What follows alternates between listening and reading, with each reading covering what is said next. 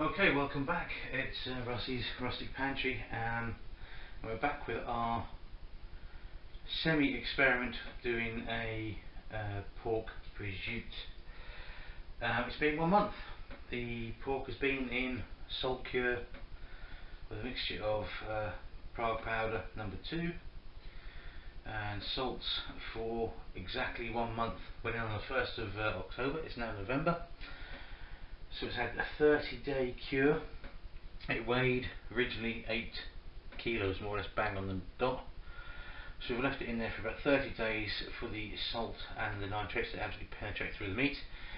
The only thing I have done, which I haven't shown you in that period, is after the first 2 or 3 days I did add some sugar, some garlic powder and some black pepper, finely ground black pepper, to the cure to add some extra flavours going in there. It's been in the refrigerator under weights to squeeze out all the moisture, and periodically every week or so I have gone and turned the meat over, drained any excess fluids away, and basically did a little bit of maintenance, scooped some of the salt out from the bottom of the container and put back over the meat. So we remove our plastic sheet which is protecting it. That can now go into the bin, and all I can smell at the moment is pepper and garlic. Now, there's obviously a lot of fluid in the bottom there, but here is our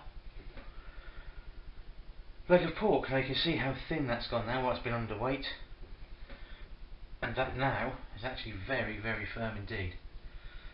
That's quite nice. That's a good sign that the salt has been penetrating through and curing this lovely piece of meat. What needs to be done now, I need to clean it down, rinse it off and get it ready for hanging again in the fridge to equalise it. So I'm going to give it a quick clean down and I'll show you again in a few minutes.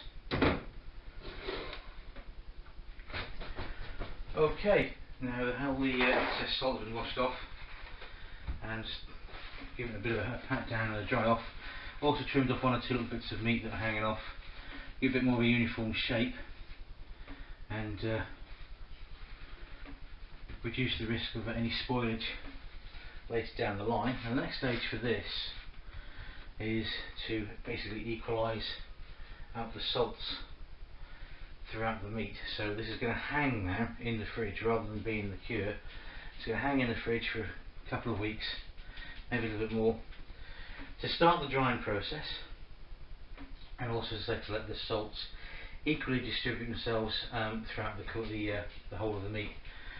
Very firm to the touch. Now you can see a lot of the shape now looks more like you would expect a Parma ham. Obviously this one's a short hock. You have a normal hock up here, up to the leg, which will give you the normal Iberico ham style. You can see how thin it is now as well, having been put under weight during the curing process. So our string, we just double check that. That's nice and strong, that's not going to go anywhere. So I'm going to prepare the fridge now. This will go up there with a drip tray under it, I think, just hang in the fridge just to say equalise out, and we'll see where we go from there, and we'll come back to it in a couple of weeks time. Take care, bye bye.